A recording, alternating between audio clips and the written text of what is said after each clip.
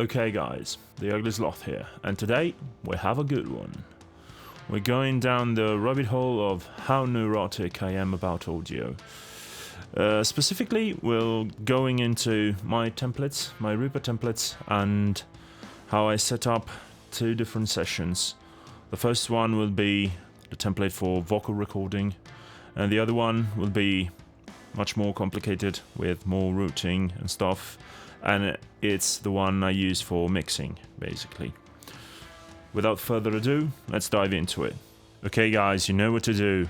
Like, subscribe, share with your friends, and furthermore, if you have any comments, please write them down below. I would love to read you and respond you, and you know, we're building this together, we're building this community, and I would love to hear your opinion. And now, let's get on with the video. Okay. When it comes to vocal recording, I tend to keep things pretty much independent when it comes to routing between what I have here in the session for mixing and what I have for the listening experience with my audio interface. I'm using an Audient ID44. I can pretty much manage 2 separate mixes, which one is for listening while the singer is recording and focusing pretty much on her or his voice, and the other one is the one with the faders, and basically is what it relates to the track there. Here we can call it Ghost, which is a bit much better than in Italian base. So what I did here is I have lots and lots of tracks. Let's sort them differently. Okay, here we have a listening bus, which is just the bus that handles the audio that the singer will listen to, so the independent volumes. Okay, and we can see here that the click track, the ghost track, and the vox effects, which I use for the singers just to hear a bit of reverb or delay. I'm using Valhalla Supermassive. At the time being, it's not set because this is just my template, and I'll adjust accordingly each session. Okay, as we can see here, we have 2 cents on each track, and I'm having 30 tracks of main vocals, which to me main vocals are the lead vocal line and probably doubles and harmonization. And we have 10 tracks for screams. I don't know whether it is the main scream, the doubles, the high pitched screams, low gutturals, whatever you want. And then I have also 10 tracks of which I call BGs, but to me it sounds like backing vocals, so it maybe requires different harmonies, you know, different harmonization, that kind of stuff.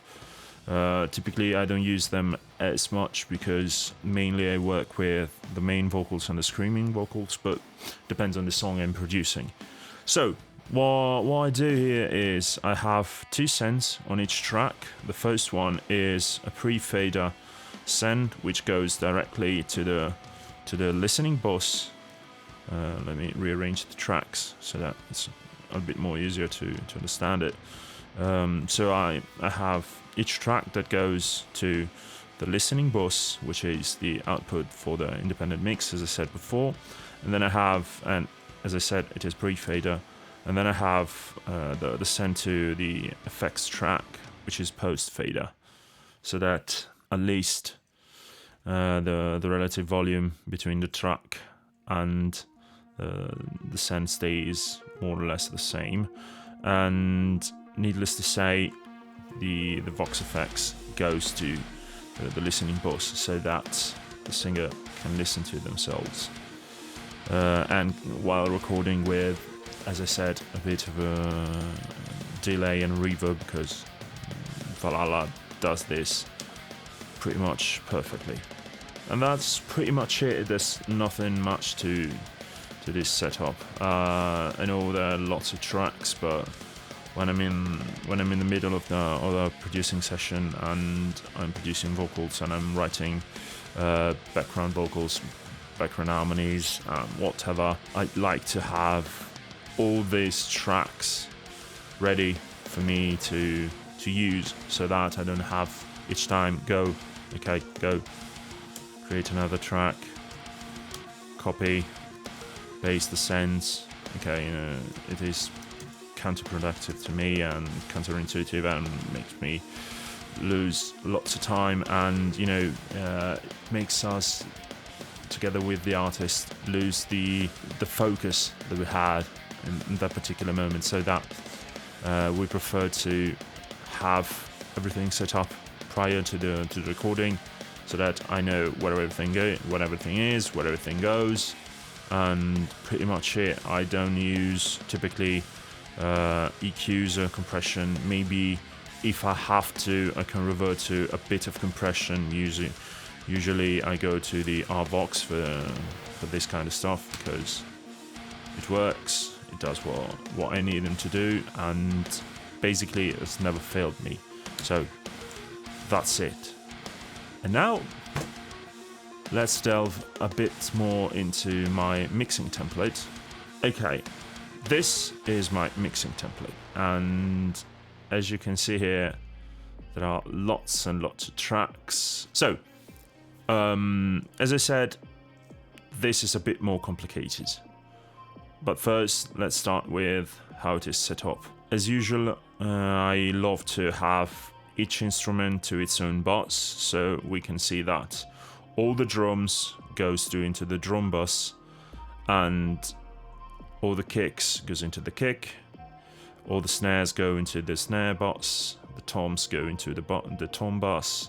So that's pretty much it. It's pretty straightforward, and using folders in Reaper is pretty much easy, set and forget, and no problems.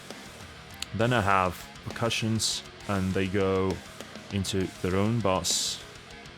The same goes for bass, for guitars, acoustic guitars, clean guitars, solo, lead, whatever you want to call them, synths, woodwinds, you're into that kind of music, keys, sound effects, and the usual, as you saw previously, so main vocals, screaming vocals, and backing vocals.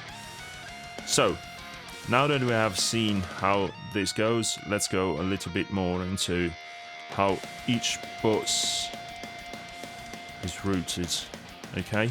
And then we move on to the vocals, because I think they deserve a bit more explanation as to how I use them. Let me close all the folders so that we can see them quite nicely. Okay, basically what I have here is that all the instruments up to here goes to a bus that I call instrument no drums, which I usually compress and sum together, because I like to have all the instruments summed up together, and then said bus goes into another bus that is called all instruments, and in said bus goes both all the instrument that we've previously seen and the drums.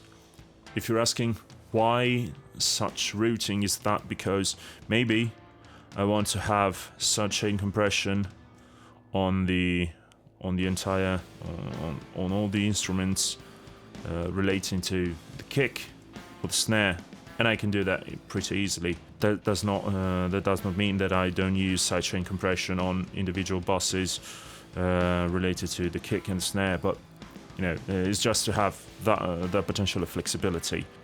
Once we have everything set up the way I want, I also have an all Vox bus, which is a sum of all these buses, which for main vocals, screaming vocals, background vocals, and Vox effects, and they all go into the all Vox bus.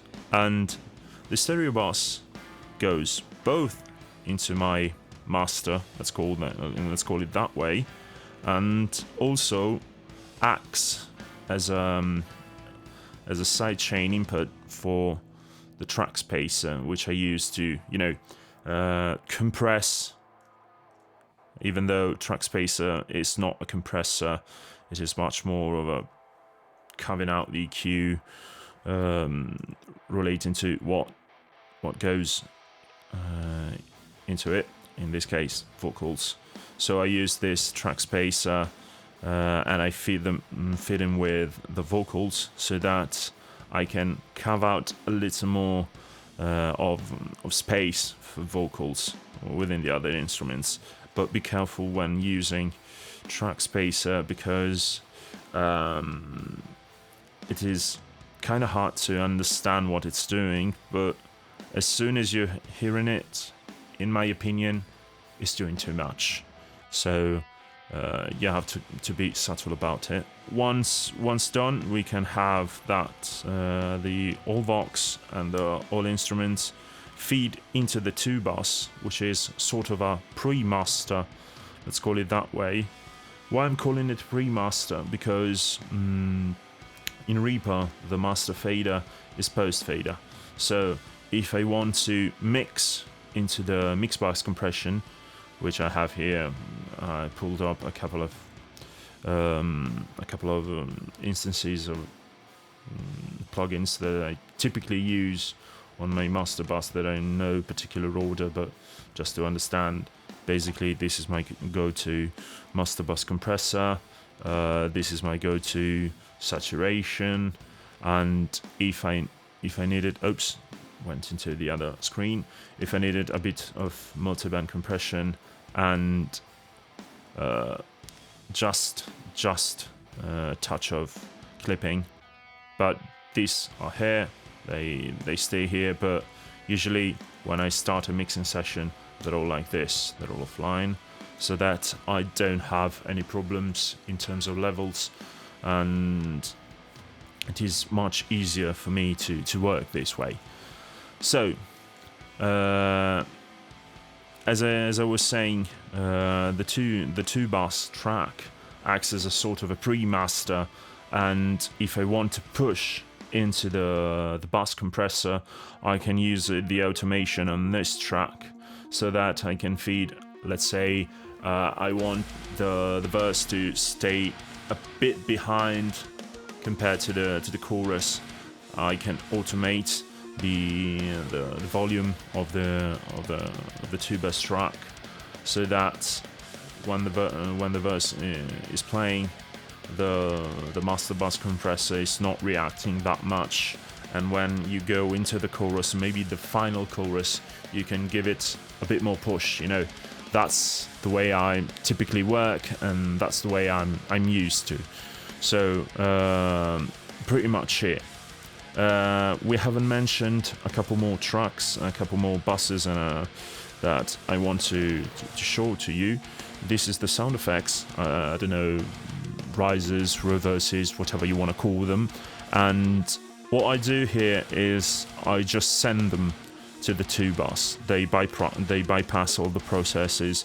They bypass all the other buses, because typically this is just something that I use for post-production, and I don't want them to let's say fight with bus compression that I use on individual buses and on the summing buses that I have here.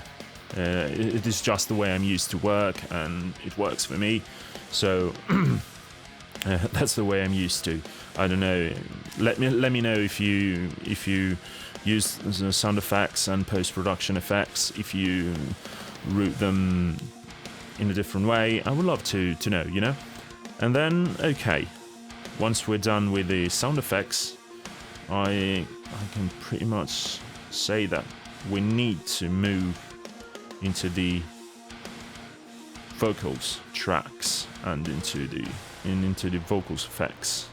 At the moment, we can see that I have little to no plugins on the tracks, because I wanted to show you basically just the routing that I'm using, nothing more. So let's dive into it. As I said, all the buses for the vocals are routed to the all Vox track.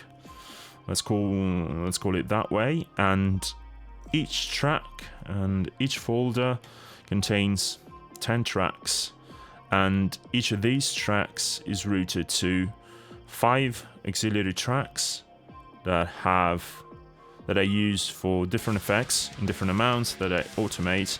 And basically my starting point is I have a slap delay, which usually is nothing fancy. I use rear delay, I can use eco buy, whatever, but basically all delays can do this. So oops, bumped the microphone. But basically what it does is I have 2 instances of delay, one pan to the left, one pan to the right, and in order to have it a little bit more diverse, I have that on one hand I have 100 milliseconds, and on the other one I have 150. So it's just to have that old slapback effect on the vocal. This is a preset I made on my own, but you can copy these settings. So I have this, and usually I have 2 delays, a shorter one and a longer one. Depending on the track, I may use them in stereo, in a ping pong configuration.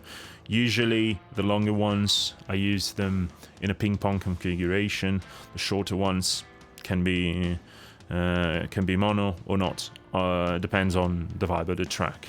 Usually I keep them stereo because they sound better to me. And then I have 2 verbs, a short one and a long one. The short one typically is a plate, just to because I like the way plate sounds on vocals. So usually I use the R verb. I love the Renaissance bundle from Waves. Typically my go-to plate is this one, or the little plate, I think. Yeah, the little plate by Sound Toys, which is stupidly good. It depends on the flavor I want to give to the mix. And then for a longer verb, I may use a room, a very big room, or a hall. It depends on what the song is needing. And pretty much that's it, because once I've dealt with effects, what I usually do is that each effect during the mix is compressed in sidechain to the main vocals that is singing. And as you can see here, the sends are pretty much neurotic. The routing of the session is pretty much neurotic and pretty much complicated, but it took me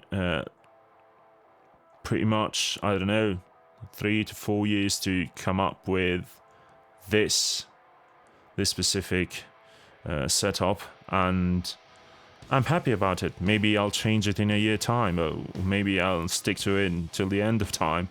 I don't know, but at the moment this gives me the degree of flexibility that I need. So that's pretty much it. I hope you enjoyed it. Let me know in the comments if you liked it or not, and if you use something similar. I'm always interested in knowing if you do something that kind of relates to what I'm doing at the moment. So please let me know in the comments down below, and until next time, stay slothful.